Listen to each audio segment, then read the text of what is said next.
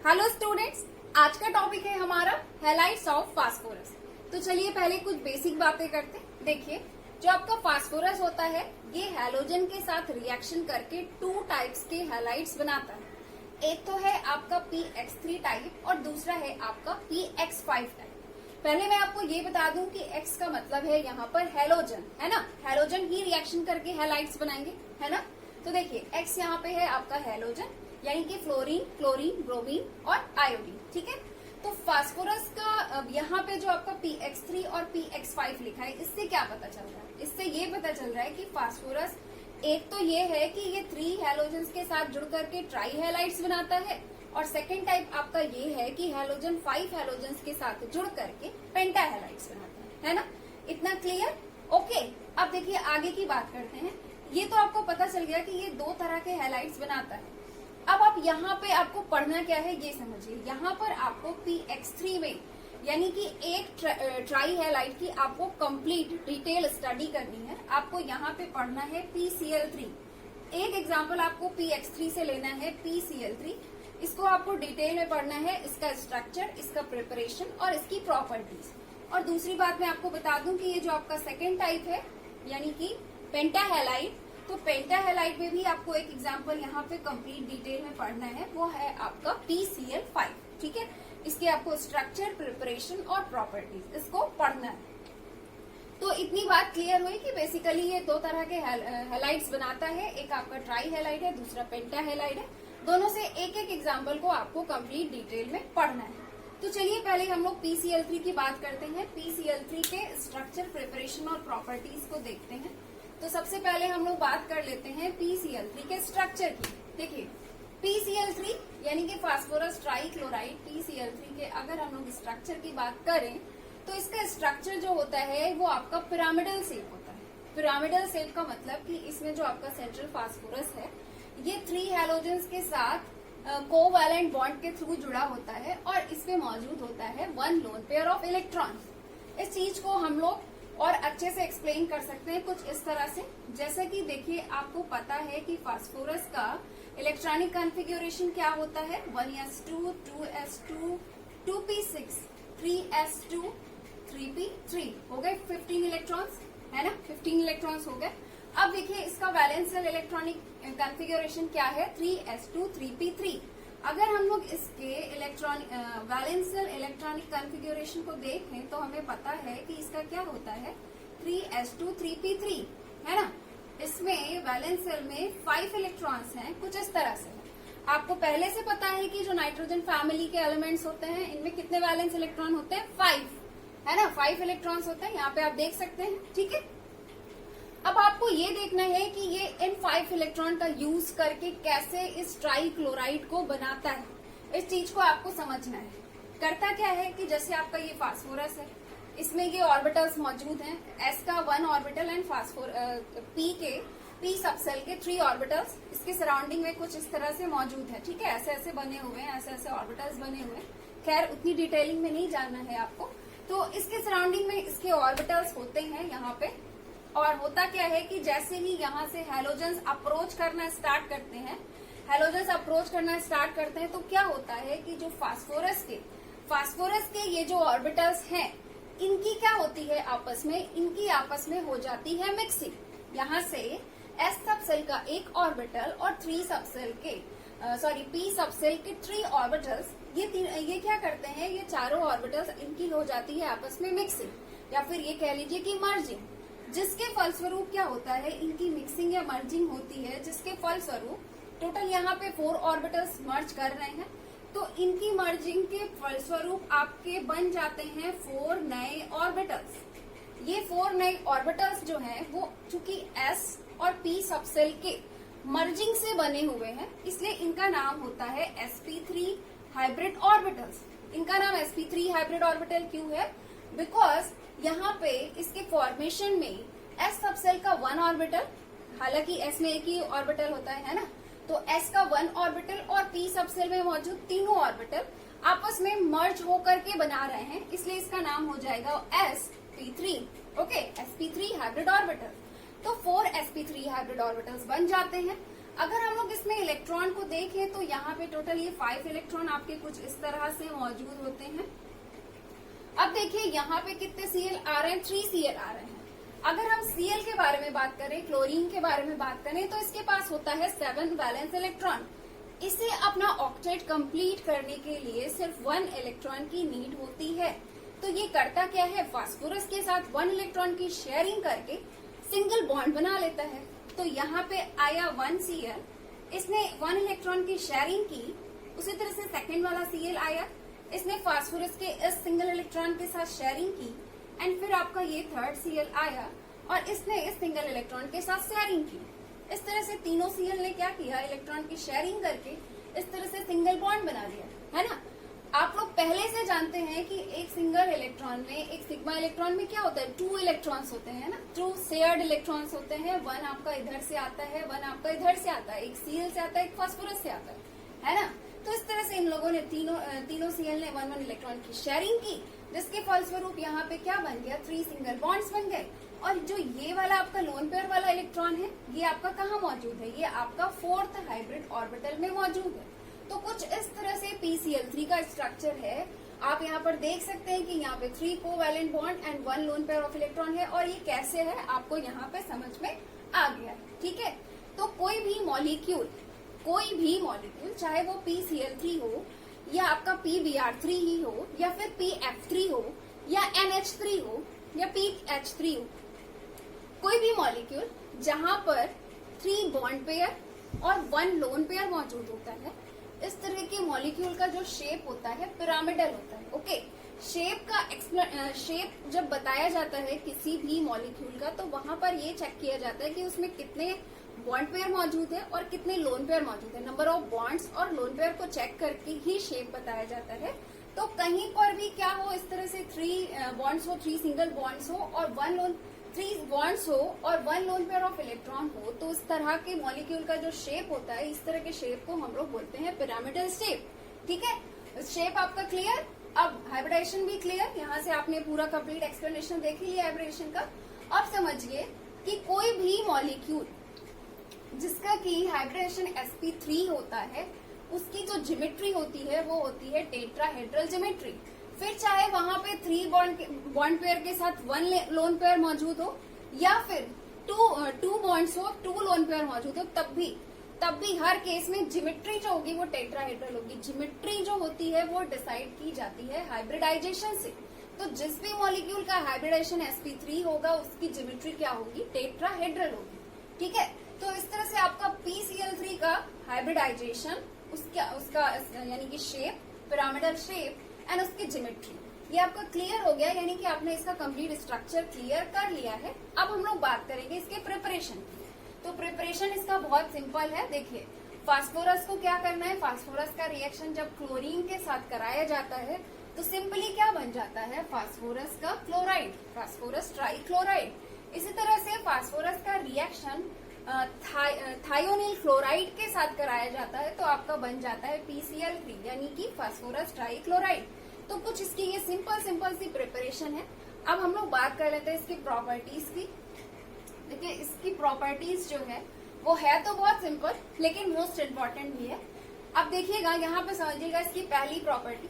First property में मैं आपको बताना चाहती हूँ कि जब हम लोग PCl3 का रिएक्शन किसी ऐसे ऑर्गेनिक कंपाउंड, ध्यान दीजिएगा मैं बात कर रही हूँ ऑर्गेनिक कंपाउंड, किसी ऐसे ऑर्गेनिक कंपाउंड के साथ कराई जाती है जिसमें कि OH ग्रुप मौजूद होता है, OH ग्रुप, हाइड्रोक्सिल ग्रुप मौजूद होता है, वहां पे ये क्या करता है, OH ग्रुप को रिप्लेस कर देता है। OH ग्रुप की जगह पर वहां पे आ जाता है Cl। इस चीज को मैं आपको एग्जांपल के थ्रू समझाती हूँ। देखिए, यहाँ पे एथिल अल्कोहल है, इसमें कौन सा फंक्शनल ग्रुप है, OH, है ना, हाइड्रोक्सिल ग्रुप है। और आपने इसका रिएक्शन कराया PCl3 के साथ, तो हुआ क्या कि यहाँ से ये जो OH है ये रिप्लेस हो गया और इसकी जगह यहाँ पर आ गया Cl, है ना। तो ये जो आपका क्या है, ये आपका एथिल अल्कोहल है जो कि कन्वर्ट हो गया किसमें, एथिल क्लोराइड में, है ना। देखिए, सेकेंड एग्जाम्पल देखिए इसका। सेकेंड एग्जाम्पल है आपका एसिटिक एसिड। अगर हम लोग एसिटिक एसिड के स्ट्रक्चर के बारे में बात करें तो मैं आपको बताना चाहूंगी, आपको पता भी है कि इसका स्ट्रक्चर कुछ इस तरह से होता है ना, कुछ इस तरह से। अगर हम लोग इसके मॉलिक्यूलर फॉर्मूले को स्प्रेड करके देखें तो कुछ इस तरह से होता है। इसमें ये कौन सा ग्रुप मौजूद है, आपका OH ग्रुप मौजूद है ना। तो होता क्या है, जब आपने इसका रिएक्शन PCl3 के साथ कराया तो ये OH ग्रुप रिप्लेस हो गया और इसकी जगह पर क्या आ गया, आपका Cl। ठीक है, यहाँ पे क्या आ गया, Cl। ओके, अब देखिए नेक्स्ट रिएक्शन। उसके अलावा बाई प्रोडक्ट्स भी इजी है, जैसे कि यहाँ पर आप देख सकते हो, यहाँ पे 3CH2OH है। यहाँ से जब 3OH रिप्लेस हुआ है तो 3Cl यहाँ पे आ गया। इस तरह से यहाँ से फास्फोरस से तीनों ही Cl बाहर हो चुके हैं। आपको मिल गया है 3OH। 3OH का मतलब 3 ऑक्सीजन 3 हाइड्रोजन, है ना। तो 3 ऑक्सीजन 3 हाइड्रोजन विथ फास्फोरस कौन सा कंपाउंड बन जाएगा, H3PO3 फास्फोरस एसिड, है ना। चलिए, वो तो बाई प्रोडक्ट्स की बात हो गई। तो ये इसकी पहली प्रॉपर्टी है जो कि आप देख सकते हैं, बहुत सिंपल है कि ये ऑर्गेनिक कंपाउंड में मौजूद OH ग्रुप को ये रिप्लेस कर देता है। ठीक है, इसे आप क्या बोल सकते हैं, सब्स्टिट्यूशन रिएक्शन बोल सकते हैं। एक्चुअल में this is the example of substitution reaction, because यहाँ पर आप देख सकते हैं OH group is replace by the Cl group, है ना। चलिए, अब हम लोग बात करते हैं नेक्स्ट प्रॉपर्टी की। तो नेक्स्ट प्रॉपर्टी ये है कि PCl3 का रिएक्शन जब हम वाटर के साथ कराते हैं तो कौन सा एसिड बनता है, फास्फोरिक एसिड। ये मेजर प्रोडक्ट है फास्फोरिक एसिड। उसके अलावा यहाँ पे जो एक बाई प्रोडक्ट बनता है वो आपका है HCl। ये भी आपका एसिड है, ये भी आपका एसिड है, ये इसमें मेन प्रोडक्ट है। ठीक है, ये बाई प्रोडक्ट है, दोनों ही एसिड है। ठीक, तो यहाँ पे हमारा PCl3 कंप्लीट हो गया है, इसका स्ट्रक्चर, प्रिपरेशन और प्रॉपर्टी। चलिए हम लोग बात करते हैं अब PCl5 की। PCl5 में हम लोग इसका स्ट्रक्चर देख लेते हैं। इसके स्ट्रक्चर की बात करें तो आप यहाँ पर देख सकते हैं, यहाँ पे आपका जो फास्फोरस होता है, इससे आपके जो 5 Cl हैं वो सारे Cl क्या होते हैं, 5 सिंगल कोवैलेंट बॉन्ड्स के थ्रू जुड़े होते हैं, है ना। चलिए हम लोग क्या करते हैं, एक एक करके इसके हाइब्रिडेशन ज्योमेट्री और शेप को समझते हैं। सबसे पहले हाइब्रिडेशन को समझते हैं कि PCl5 का हाइब्रिडेशन sp3d कैसे होता है। चलिए यहाँ से देखते हैं। देखिए, आपको पता है फास्फोरस का जो इलेक्ट्रॉनिक कॉन्फ़िगरेशन है, जस्ट इसके पहले मैंने आपको पूरा लिख करके दिखाया, है ना। तो आपको वैलेंस सेल इलेक्ट्रॉनिक कॉन्फ़िगरेशन वहां पे क्या मिला था, आपको मिला था 3s2 3p3, इतना मिला था। पहले आप इतना समझिए कि आपको क्या मिला था, 3s2 3p3 मिला था, है ना। अब देखिए, अब यहाँ पे आप देख सकते हैं कि फास्फोरस के पास टोटल कितने सेल्स हैं, 3 सेल्स हैं, है ना। इसमें देखिए यहाँ पे आप 3s2 3p3 तक पहुंच रहे हैं जब आप इसका इलेक्ट्रॉनिक कॉन्फ़िगरेशन लिख रहे हैं। तो इससे आपको क्या पता चल रहा है कि फास्फोरस के पास 3rd सेल है ना। फास्फोरस के पास टोटल 3 सेल्स हैं। अब देखिए, जब इसके पास 3 सेल्स हैं तो ऑब्वियस सी बात है कि 3rd सेल में जितने सब सेल मौजूद होते हैं वो भी होगा इसमें, है ना। जैसे कि आपको पता है कि जो फर्स्ट सेल होती है तो फर्स्ट सेल में सिर्फ S सब सेल होता है ना। सेकेंड सेल में क्या होता है, सेकेंड सेल में सिर्फ S और P सब सेल होता है, ये आपको पता है। और 3rd सेल में कितने सब सेल होते हैं, तीनों सब सेल होते हैं, SP होता है, P भी होता है और D भी होता है। तो फास्फोरस के पास 3rd सेल भी है। तो यहाँ पे जब इसके पास S और P सब सेल है तो इसके पास और क्या होगा, 3D सब सेल भी होगा, है ना। बाकी इसमें 3D में इलेक्ट्रॉन नहीं होता तो आप क्या लिखेंगे, 3D 0। तो वही मैंने यहाँ पे क्या किया है, इसके सारे ये सब सेल्स को बना दिया है ना। ये आपका S सब सेल हो गया और है ना S सब सेल हो गया जिसमें कि 1 ऑर्बिटल, फिर ये आपका P सब सेल हो गया 3 ऑर्बिटल वाला, और ये आपका D सब सेल हो गया 5 ऑर्बिटल वाला। ठीक है, तो ये मैंने आपको मेंशन कर दिया है। अब देखिए आगे की चीज समझिए, मेन चीज होता क्या है कि जैसे आपका फास्फोरस है और फास्फोरस की सराउंडिंग इसके सारे ऑर्बिटल्स मौजूद है। अब होगा क्या कि सारे Cl इस पे अप्रोच करेंगे, है ना। Cl अप्रोच करेगा, जब Cl अप्रोच करता है तो उस दौरान क्या होता है, उस दौरान इसके ऑर्बिटल्स जो है उनकी क्या हो जाएगी, मर्जिंग हो जाएगी, है ना। तो यहाँ पे 5 Cl अप्रोच कर रहा है तो क्या होगा, 5 ऑर्बिटल्स, यानी कि ये इतने ऑर्बिटल्स आपका एक S का ऑर्बिटल, 3 P के ऑर्बिटल और एक 5 को मतलब D का ऑर्बिटल। ये 5 ऑर्बिटल्स क्या होंगे, इनकी क्या हो जाएगी, मर्जिंग हो जाएगी। जब इनकी मर्जिंग हो जाएगी तो आपको क्या मिल जाएगा, आपको नए 5 ऑर्बिटल्स मिल जाएंगे, आपको नए 5 ऑर्बिटल्स मिल जाएंगे। तो इनका नाम क्या होगा, ये जो नए 5 ऑर्बिटल्स बने हैं इनका नाम क्या होगा, इनका नाम होगा sp3d हाइब्रिड ऑर्बिटल्स। क्यों इसका ये नाम होगा, क्योंकि ये किससे बने हैं, ये आपके बने हैं एस के एक ऑर्बिटल, एस सबसेल के एक ऑर्बिटल से मिलकर के बना है, इस वजह से एस। पी सबसेल के 3 ऑर्बिटल से मिलकर के बना है, इस वजह से क्या हो गया P3। और डी सबसेल के 1 ऑर्बिटल का इसमें इन्वॉल्वमेंट है, तो क्या हो गया D। इसीलिए इसका क्या नाम हो जाता है 5sp3d ऑर्बिटल्स। अब ये 5sp3d ऑर्बिटल्स है ना, तो इसमें ये जो 5 इलेक्ट्रॉन्स है, ये जो 5 इलेक्ट्रॉन्स होते हैं ना, ये कैसे होते हैं, इनके ये 5 इलेक्ट्रॉन कुछ इस तरह से फिल होते हैं। ऐसे क्यों फिल होते हैं, क्योंकि जब आपका Cl अप्रोच करता है तो उस दौरान ये जो S वाला ऑर्बिटल होता है ना, वो यहाँ पे आ जाता है एक्साइटेड होके, ठीक है। यहाँ पे एक्साइटेड होके इलेक्ट्रॉन आ गया, फिर इनकी मिक्सिंग और मर्जिंग हो गई, जिसके फलस्वरूप आपको 5 इस तरह से ऑर्बिटल्स मिल गए। और फिर इन 5 ऑर्बिटल्स के पास 1 सिंगल इलेक्ट्रॉन है। अब क्या होगा, इनके साथ Cl आके जुड़ जाएंगे। किस तरह से जुड़ेंगे आपको पता है, लेकिन चलिए मैं आपको बता देती हूँ यहाँ पे फटाफट बना के, कि आपके पास थे कुछ इस तरह से 5 ऑर्बिटल्स, 5sp3d हाइब्रिड ऑर्बिटल्स, जिनमें क्या मौजूद था, सब में सिंगल इलेक्ट्रॉन मौजूद था। सबसे एक Cl आया, इलेक्ट्रॉन को शेयर किया, दूसरा Cl आया, यहाँ से इलेक्ट्रॉन को शेयर किया, तीसरा इलेक्ट्रॉन आया, तीसरा Cl आया, इलेक्ट्रॉन को शेयर किया, चौथा Cl आया, इलेक्ट्रॉन को शेयर किया, इसी तरह से 5वां आया। इसी तरह से ये जो 5 आपके Cls है, इनके साथ इलेक्ट्रॉन की शेयरिंग करके 5 को वैलेंट बॉन्ड बना लेते हैं। तो इस तरह से इसका हाइब्रिडेशन क्या हो गया, sp3d। देखिए आपका इसमें हाइब्रिडेशन sp3d कैसे है ये भी क्लियर हो गया, और साथ ही साथ आपका ये भी क्लियर हो गया कि इसमें कैसे 5 सिंगल को वैलेंट बॉन्ड बने, है ना।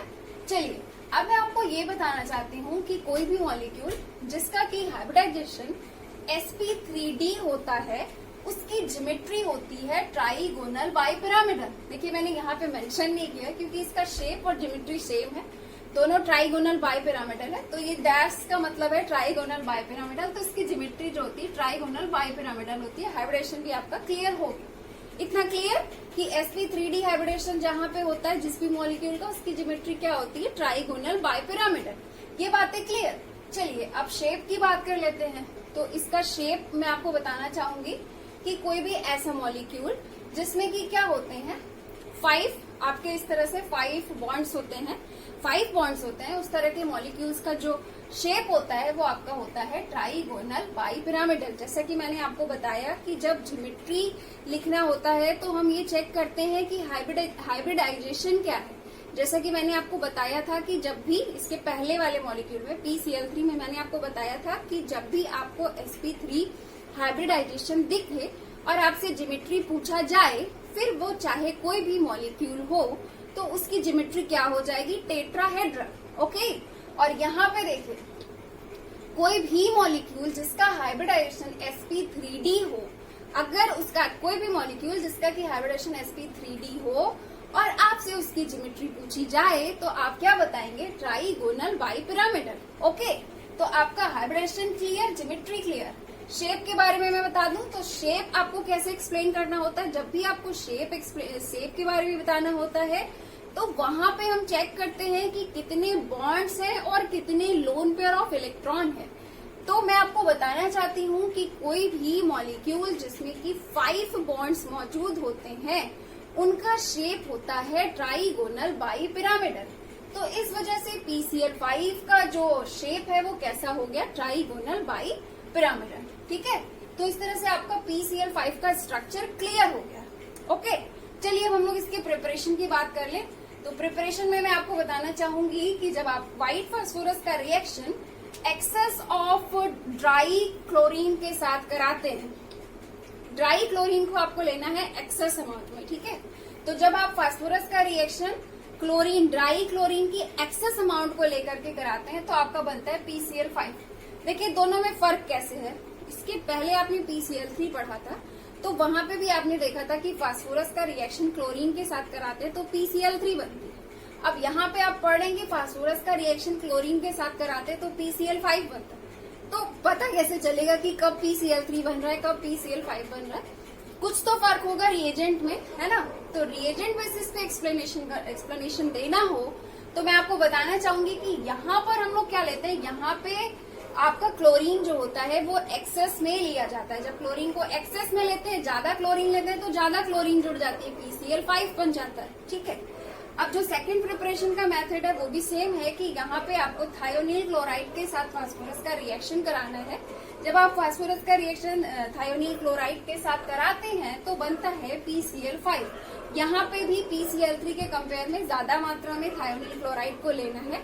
ठीक है, चलिए ये आपका क्लियर प्रिपरेशन। अब बात कर लेते हैं PCl5 के प्रॉपर्टीज की।